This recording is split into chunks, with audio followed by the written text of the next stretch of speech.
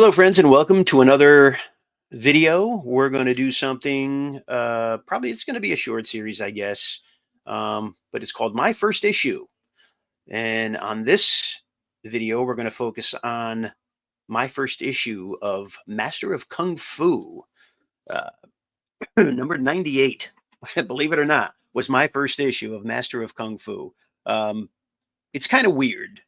As you can see, it's a newsstand. Because that's where I got my books. I had started collecting in 78, 1978. This issue is from 1980. So 2 years had passed before I even saw an issue of Master of Kung Fu. Not really sure how I missed it, to be honest with you. I had always liked the Kung Fu movies, I remember on early Saturday afternoons, 1 o'clock. You can turn it to channel. I lived in Connecticut now. I can turn it to channel 5, which was WNYW, channel 5 out of New York. And 1 o'clock every Saturday they would show a kung fu movie. Never Bruce Lee movies though. They were the Shaw Brothers. Sometimes it would be, but they were just kung fu movies. Loved it. I loved just sitting in my room for 2 hours watching kung fu movies. And there was actually one movie that they showed that uh, I loved. It was called The Three Avengers, and I actually have it on DVD because I love. Man, that movie is. If you can find The Three Avengers, get it. It has some baller fight scenes in it. And yeah, I to this day I watch that movie. That movie is great. Great fight scenes. But yeah, somehow I was in the shop one day, or the newsstand actually, and I saw a Master of Kung Fu book. So I picked it up. And after reading this book, man, I was hooked. Um Mike Zeck Gene Day cover, Mike Zeck Gene Day art on the inside. I mean, this art is gorgeous. Gene Day, rip, rest in peace. What a great artist Gene Day was. Um, such a shame. Such a shame. He was. I mean, he could have. I mean, he is one of the great ones, regardless. But I mean, the stuff he could have did even after they canceled Master of Kung Fu. Such a shame. Anyway, in this story is, I picked it up and I'd read it, and it was basically this guy wants to challenge Shang-Chi in a fight to the death. And that's it. That's the whole point of this story, this issue. We see some background stuff.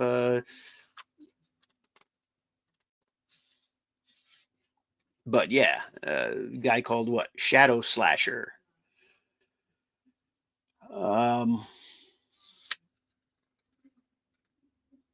but yeah, he's basically his whole thing, and of course he has to put his suit on because we're in comic books. Um, but yeah, I mean, I don't know who designed it, designed the suit, but yeah, it's pretty awesome. But yeah, he gets his he gets his challenge. I mean, the way Zek and Day did their panels, the motion, the illusion of motion, great, great stuff. And then the fight begins, and this is a fight to the death, right? Shadow Slasher says either I'm gonna die or Shang-Chi's gonna die. Great fight scenes. I mean, the choreograph of these fight scenes is unreal. You don't see this in comics nowadays. Um, I don't even know if there are any kung fu books being made today. To be honest with you, um, I mean, the twirl here. He gets up, kicks him down again, and then the background, right? Tiger claw to the ribs. Yeah, love it. Yeah, and it's obvious that Shadow Slasher is outmatched here.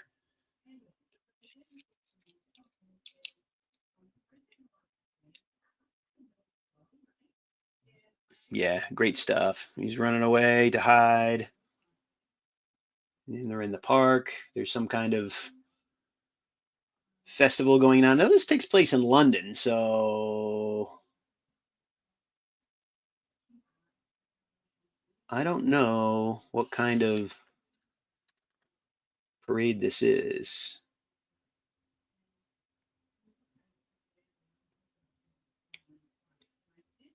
Mm, yeah, just great fighting, great choreograph.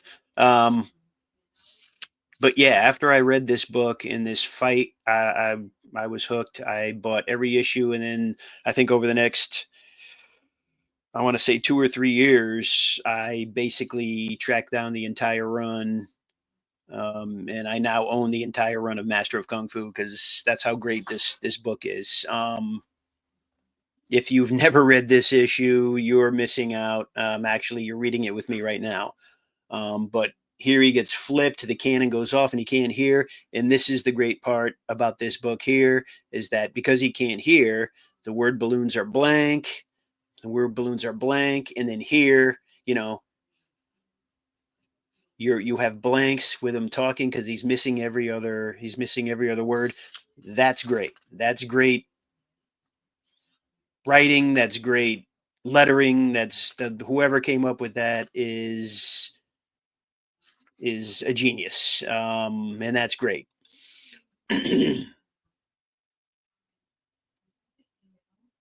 And again, he's hiding in the tree. Awesome. I just love this choreography, and the art by Zek and Day is just fantastic. Hey, Mile High Comics, they're still in business. You can get, let's say, let's find some books, right? Devil Dinosaur #1, Jack Kirby for $1. Invaders #1, $8. Moon Knight #1, $1. Moon Knight #1 for $1, folks, back in 1980. Yeah. Howard the Duck #1 for $3. I think these prices have come up a bit now.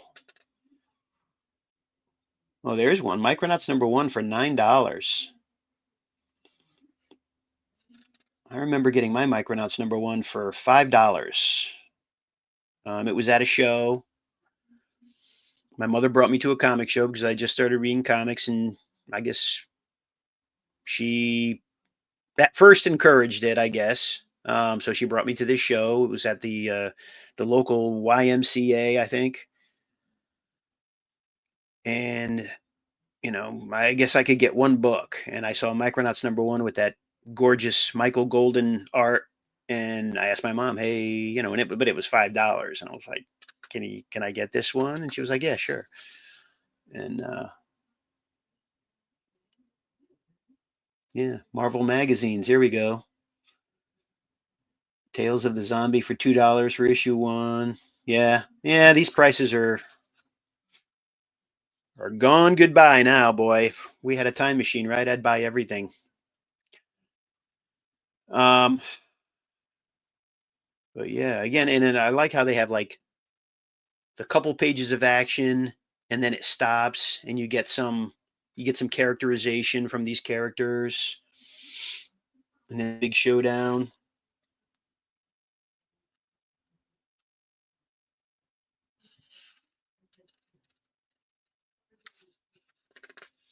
You know, and this is why, we find out why he's doing it. I have been mocked once too often by beaten opponents who claim that I am not the best, who claim that the great Shang-Chi is better, so much better that I would be humbled by your mere presence.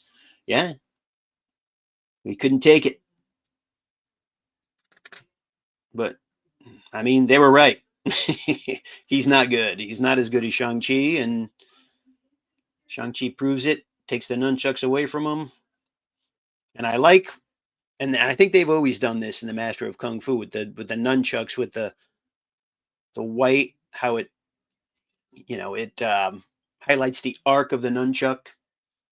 They've always done that in Master of Kung Fu, and I loved it. And Gene Day took it to the nth degree later on when Mike Zeck left the art and Gene Day took over the art. He really, and we might go through this. We might go through other issues, but this was my first issue. Can you imagine reading this, after being a Kung Fu movie lover and then reading this book, which is essentially just a Kung Fu fight? It was just a Kung Fu fight.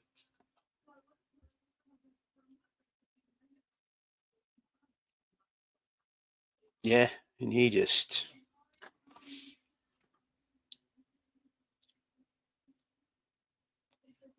he won't stop. He won't stop until he's dead. He's going to keep getting up, even though he knows he's beaten. He's going to keep getting up. Bam! Right in the neck.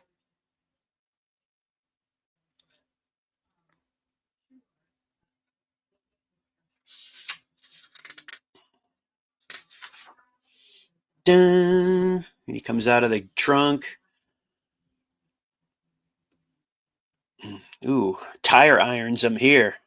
Damn. That dude's still going. See, this is what I mean. This is such a great.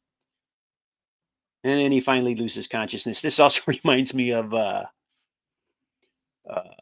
Any Which Way But Loose, Every Which Way You Can, um, the Clint Eastwood movies, just bare knuckle brawling. But yeah, great book, man. Even just flipping through it now and rereading it, it's such a great book. And yeah, uh, like I said, from this point on, and look at the art, look at the face, the shadowing. Man, Gene Day, yeah, loved it. Love this issue. And like I said, if you've never read Master of Kung Fu, if you've heard of it, but yeah, don't worry about picking up those early issues, the Marvel special editions, or nothing like that. But you could still get this entire run for fairly cheap. Um, I mean, I got them for $1 a piece back in the day, but they're still like 2, $3 each. But yeah, definitely worth it. Especially these later issues, probably from 90 to 120. Oh God, two.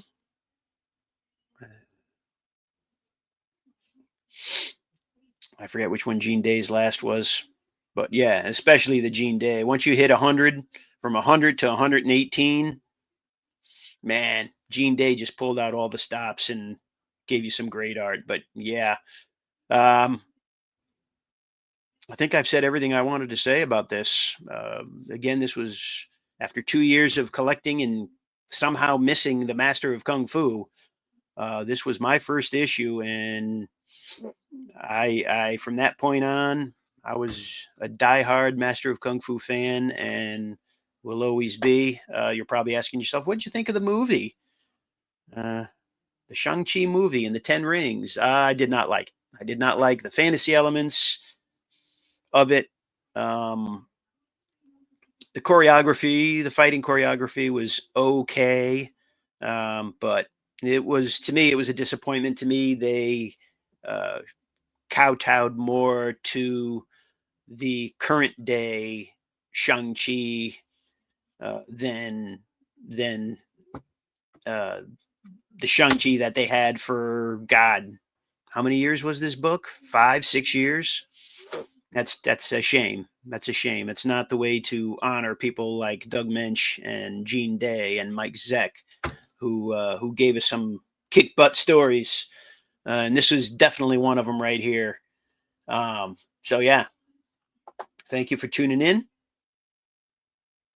And I hope you enjoyed our flip through of Master of Kung Fu, my first issue of Master of Kung Fu. And we'll do more in the future. And thank you. We'll see you in the funny pages.